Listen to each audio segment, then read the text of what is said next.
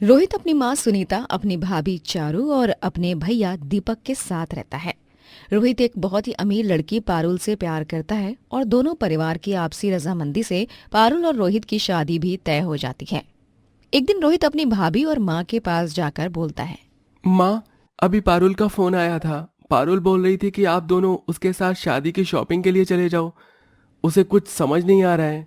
बेटा, मेरी तो थोड़ी तबीयत ठीक नहीं लग रही है, इसीलिए मैं तो कहीं जा नहीं पाऊंगी। लेकिन बहू, एक काम कर, तू चली जा। तू भी अपने लिए शादी में पहनने को कुछ देख लियो। तुझे भी तो कपड़े लेने हैं ना। ठीक है माँ जी। चारू अब अपनी होने वाली देवरानी पारुल के घर जाती है। पारुल अपनी जेठानी को अपने कमरे में लेकर जाती है और अपनी सारी साड़ियाँ, लहंगा सब कुछ निकाल कर दिखाती है। अरे पारुल, तुम्हारे पास इतनी अच्छी अच्छी साड़ियाँ, लहंगा है, तो फिर तुम्हें और शॉपिंग करनी ही क्यों है? ये सब तो सच में बहुत प्यारे हैं। हाँ दीदी, लेकिन मुझे इनमें से कोई भी अच्छे नहीं लग रहे हैं। मैं इनमें से कोई नहीं पहनने वाली हूँ। मुझे बहुत ज़्यादा प्रॉब्लम हो रही है, तभी तो आपको बुलाया है ना। लेकिन पारुल, सच में ये सब भी बहुत ज्यादा प्यारे हैं। देखने से ही पता चल रहा है कि बहुत महंगे हैं। और तुम इन्हें पहनोगी ना तो तुम बहुत सुंदर लगोगी। मेरी मानो तो तुम और कुछ मत लो, ये सब बहुत है। नहीं भाभी, शादी कोई बार बार थोड़ी ना होती है, एक ही बार तो होती है। उसमें भी अगर मैं अच्छे से कपड़े नहीं लूंगी तो मुझे अच्छा नहीं लगेगा। मैंने आज 3-4 बड़े बड़े मॉल देख रखे हैं, हम वहां चलते हैं। पारुल अपने साथ अपनी जेठानी को भी शॉपिंग के लिए लेकर जाती है। चारू पारुल के कपड़े देखकर ही चौंक जाती है, क्योंकि पारुल के सभी कपड़े बहुत ज्यादा महंगे और बहुत ज्यादा सुंदर थे। और इसी वजह से चारू को थोड़ी बहुत जलन भी होती है। ऐसे ही कई दिन निकल जाते हैं और अब पारुल रोहित से शादी करके अपने ससुराल आ जाती है।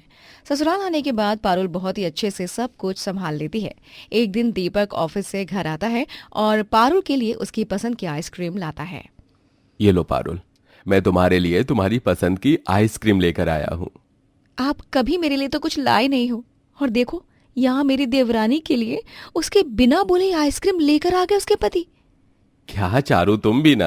अरे पारुल कभी खुद से कुछ कहती नहीं है, और तुम तो हमेशा ही कुछ ना कुछ लाने को बोल ही देती हो ना। पारुल को अगर कुछ पसंद है और मैं वो ले आया तो उसमें इतनी भी बड़ी कोई दिक्कत वाली बात नहीं है। मुझे अच्छे से सब पता है, ये मेरी देवरानी अमीर घर से है ना, इनके पास बहुत पैसे हैं। बस इसीलिए घर में हर कोई बस इनकी ही जी हुजूरी करता रहता है। चारू को अपनी देवरानी से काफी ज्यादा जलन होती रहती है। कुछ दिनों बाद पता चलता है कि पारुल के माँ बाप का देहांत हो गया है। पारुल पूरी तरह से टूट चुकी है।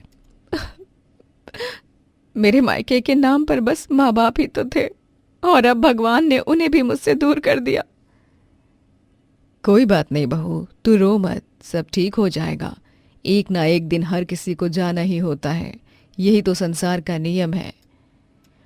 पारुल को उसके ससुराल वाले संभालते हैं। पारुल भी अब धीरे धीरे ठीक हो जाती है। माँ बाप के जाने के बाद पारुल को उनका सब कुछ मिल जाता है, और पारुल अब वो सब कुछ दान पुण्य के नाम में ही लगाती है। एक दिन घर पर आस पड़ोस की औरतें विमला, रमा और चारू की माँ सुजाता भी आई थी।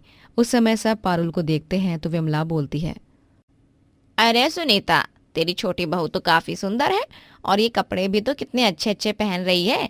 ऐसे कपड़े हमने बस टीवी में ही देखे हैं। हाँ, लेकिन सुनीता की बड़ी बहू भी तो अलग ही है ना। उसके कपड़े भी कहाँ ही देखे हुए लगते हैं। बड़ी बहू तो बाबा आदम के जमाने के कपड़े पहनती है। अरे वो तो मुझे फैशन डिजाइन का शौक है ना, पहले मैं करती थी। सब लोग चारू का मजाक बनाते हैं और पारुल की तारीफ करते हैं। चारू वहां से अपने कमरे में आ जाती है और वहां चारू की माँ आकर बोलती है। चारू बेटा, बुरा मत मानना, मैं तेरी माँ हूँ, लेकिन मैं फिर भी ये कहूंगी कि तेरी देवरानी है तो बहुत सुंदर, और उसके कपड़े पहनने का तरीका भी बहुत अच्छा है।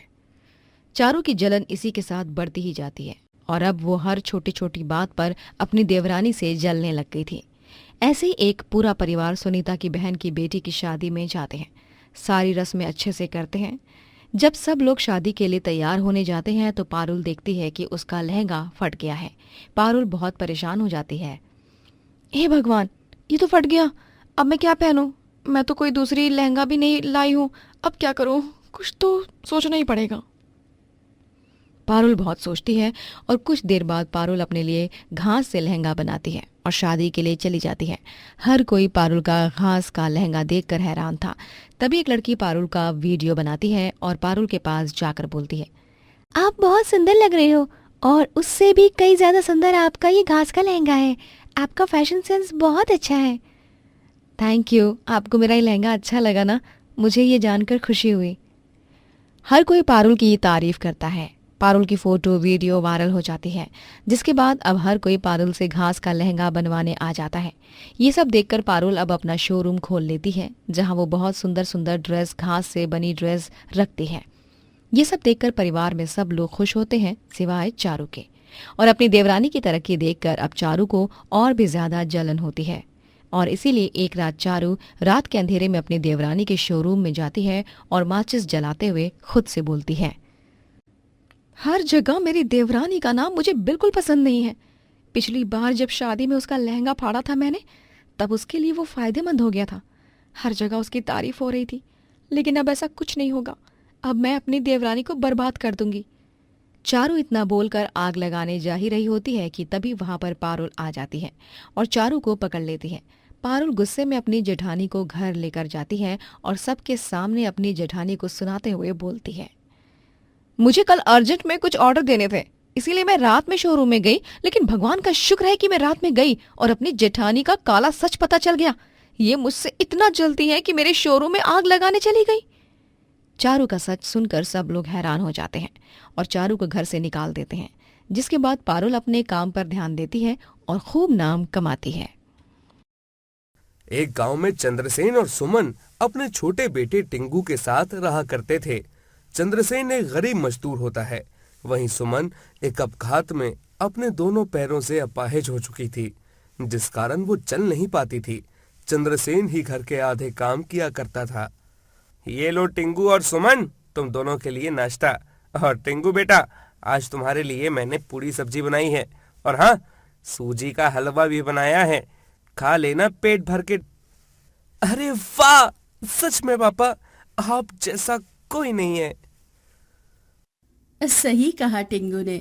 चंद्रसेन जी, आप सच में बहुत अच्छे और नेक दिल हो। आपने मेरा इतना अच्छे से ख्याल रखा है और साथ ही हमारे टिंगू का भी ख्याल रखते हो। इतना तो आज के जमाने में कोई पति या पिता नहीं कर सकता। आप दुनिया के सबसे अच्छे पति और पिता हैं। हाँ पापा। धन्यवाद सुमन, धन्यवाद टिंगू। सब कुछ ठीक चल रहा था, लेकिन एक दिन अचानक से कंस्ट्रक्शन साइट पर काम करते समय चंद्रसेन तीसरी मंजिल से नीचे गिर जाता है और उसकी मौत हो जाती है, जिसके बाद सुमन और टिंगू की दुनिया बुरी तरह उजड़ जाती है। उन दोनों के हाल बहुत बुरे हो जाते हैं। हे राम जी, ये क्या हो गया? अब हम कैसे जिएंगे? एक चंद्रसेन जी ही थे जो हमारा ख्याल रखते थे। अब क्या होगा? मैं ठहरी अपाहिज, मैं तो कोई काम भी नहीं कर सकती हूँ। अब मैं टिंगू को कैसे संभालूंगी? क्यों गए आप चंद्रसेन जी? क्यों गए? संभालो अपने आप को माँ। माँ, आप चिंता मत करो। माँ, राम जी हमारी मदद जरूर करेंगे। वो हमें बुरी अवस्था में नहीं रहने देंगे। टिंगू मंदिर जाकर राम जी से प्रार्थना करता है और फिर घर लौटते समय उसे एक आदमी के चिल्लाने की आवाज सुनाई देती है। वो चलते चलते रुक जाता है। ये क्या? ये आवाज कहाँ से आ रही है? ये तो यहीं आसपास से ही आ रही है, लेकिन कहाँ से? तभी टिंगू की नजर सामने के एक गड्ढे में जाती है, जिसके अंदर एक अजीब पोशाक पहने हुए एक आदमी फंस चुका था। टिंगू हैरान हो जाता है और जल्दी से एक मोटी रस्सी लाकर उस आदमी को उस गड्ढे से बाहर निकालता है। रस्सी को पकड़कर वो आदमी टिंगू के हाथों ऊपर की तरफ खींचा जाता है। अरे धन्यवाद टिंगू, तुमने मेरी मदद करके बहुत बड़ा काम किया है। ये क्या? तुम्हें मेरा नाम कैसे पता? और ये तुम किसी राजकुमार या शहजादे की तरह कपड़े पहनकर क्यों घूम रहे हो? मैं जादुई दुनिया का शहजादा हूँ और मैं धरती लोक पर सैर करने आया था और शाम होने से पहले मुझे यहाँ से जाना होगा, वरना बहुत बुरा होगा। और तुमने मुझे शाम होने के पहले ही इस गड्ढे से बाहर निकाल दिया, वरना मैं इसमें ही फंस कर रह जाता। क्या? जादुई दुनिया के शहजादे? हाँ टिंगू, हाँ, मेरे पास जादुई शक्तियां हैं जो मेरी इस चड्डी में कैद हैं। और ये चड्डी भी ऊपर ही रह गई थी, जमीन पर, इसलिए मैं गड्ढे में फंस गया था, वरना मैं अपनी जादुई चड्डी के जरिए कब का ऊपर आ चुका होता। अच्छा, तो तुमने अपनी जादुई शक्तियों के जरिए मेरा नाम अपने आप पहचान लिया। वाह, वाकई में ये सब अविश्वसनीय है। हाँ टिंकू, न सिर्फ तुम्हारा नाम, लेकिन मैंने तुम्हारी सारी कहानी जान ली है। तुम और तुम्हारी अपाहिज माँ, हाल ही में तुमने अपने पिता को भी खो दिया। हाँ शहजादे साहब, आपने बिल्कुल सही कहा। उदास मत हो टिंकू, मैं हूं ना, मैं तुम्हारी मदद करूंगा। तभी शहजादा अपनी जादुई चड्डी से वहां बाजार के सामने एक जादुई ढाबा प्रकट करता है और साथ ही टिंगू को एक जादुई जल देता है। अरे वाह, ये ढाबा! हाँ टिंगू, अब ये तुम्हारा और तुम्हारी माँ का ढाबा है, एक जादुई ढाबा जिसमें तुम्हें कुछ करने की जरूरत नहीं है। इसमें जो बोलोगे वो खाद्य पदार्थ अपने आप तैयार हो जाएगा और तुम आसानी से पैसे कमा पाओगे। वाह, ये तो गजब ही हो जाएगा फिर तो। हाँ टिंगू, और ये जादुई जल है। इस जादुई जल को पीने से तुम्हारी माँ के दोनों पैर ठीक हो जाएंगे और वो फिर से चल भी पाएंगी। जाओ, जाकर उन्हें ये जादुई जल पिला दो। धन्यवाद शहजादे साहब, तुम्हारे कारण आज हमारी जिंदगी से गम के काले बादल मिट गए हैं। सच में तुम्हारा तहे दिल से बहुत बहुत धन्यवाद। टिंगू घर जाकर सुमन को वो जादुई जल पिलाता है, जिसे पीकर सुमन के दोनों पैर सच में ठीक हो जाते हैं और वो अपने दोनों पैरों के बलबूते खड़ी हो जाती है। वहीं अब दोनों माँ बेटे जादुई ढाबे में ढेर सारा खाना बेचकर पैसे कमाने लगते हैं और धीरे धीरे करके उन दोनों के जीवन से मुसीबतें कम होने लगती हैं। पूरे गांव में अब टिंगू और सुमन का ढाबा ही सबसे ज्यादा चलने लगा था। ये देखकर उनके ढाबे के सामने से ढाबे वाली दामिनी उनसे बहुत जलने लगी थी। 2 हफ्ते नहीं हुए यहाँ पर इन्हें ढाबा खोले हुए। इन दोनों के ढाबे ने तो बाकी सारे ढाबों की सिट्टी पिट्टी गुम कर दी है, लेकिन मेरे ढाबे की सिट्टी पिट्टी गुम नहीं कर सकते। मैं ऐसा नहीं होने दूंगी। मैं इन दोनों के ढाबे को तोड़ दूंगी और इन दोनों को यहाँ से भगा दूंगी। मेरी तरक्की के बीच में आओगे तो बहुत बुरा होगा। दामिनी रात के अंधेरे में चुपके से सुमन और टिंगू का जादुई ढाबा तोड़ने जाती है, लेकिन उसे तोड़ने के बाद अचानक से दामिनी का ढाबा ही टूट जाता है और वहीं टिंगू और सुमन का ढाबा फिर से ठीक हो जाता है। ये अलौकिक और चौंका देने वाला दृश्य देखकर दामिनी की आंखें फटी की फटी रह जाती हैं। ये कैसे हो सकता है? अभी तो मैंने इस ढाबे को तोड़ा था और एक पल में ये ठीक भी हो गया।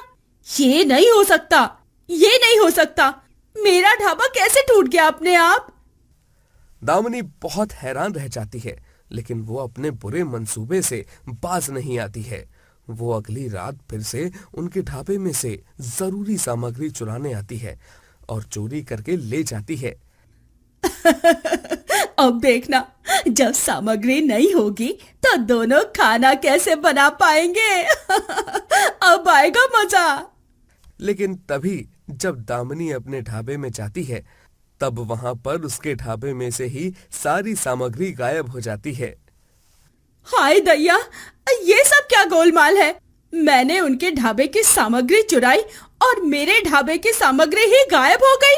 ये कैसे हो सकता है भला? टिंगू और सुमन दोनों का ढाबा बहुत मशहूर हो जाता है। दामिनी के ढाबे में कोई खाना खाने नहीं जाता था। और इस वजह से उसका गुस्सा और भी ज्यादा बढ़ने लगा था। मैं जितनी चालें चल रही हूँ सब नाकाम होती जा रही हैं। लेकिन कैसे? ऐसा क्या है इस ढाबे में जो मेरी सारी चालें नाकाम हो जाती हैं? नहीं, मैं हार नहीं मानूंगी। आज तो मैं इस ढाबे को जलाकर ही रहूंगी। इसे जलाकर राख करके ही अब मेरे कलेजे में ठंडक पड़ेगी। हाँ। क्रूर दामिनी उस ढाबे को रात में जलाने जाती है, लेकिन तभी अचानक से उसका ढाबा ही जल जाता है और ये देखकर उसके पैरों तले जमीन खिसक जाती है और वो जोर जोर से रोने लगती है। अरे नहीं, ये क्या हो गया? मेरा ढाबा! अरे मैं तो इस ढाबे को जलाने आई थी। आग यहाँ लगाई, लेकिन लगी वहां पर मेरे ढाबे में। ये कैसे संभव है? तभी उस जादुई ढाबे में से आवाज आती है, तुम्हें तुम्हारे बुरे कर्मों की सजा मिली है दामिनी। तुम जानती नहीं, मैं एक जादुई ढाबा हूँ और तुम मेरा कुछ नहीं बिगाड़ सकती। क्या? जादुई ढाबा?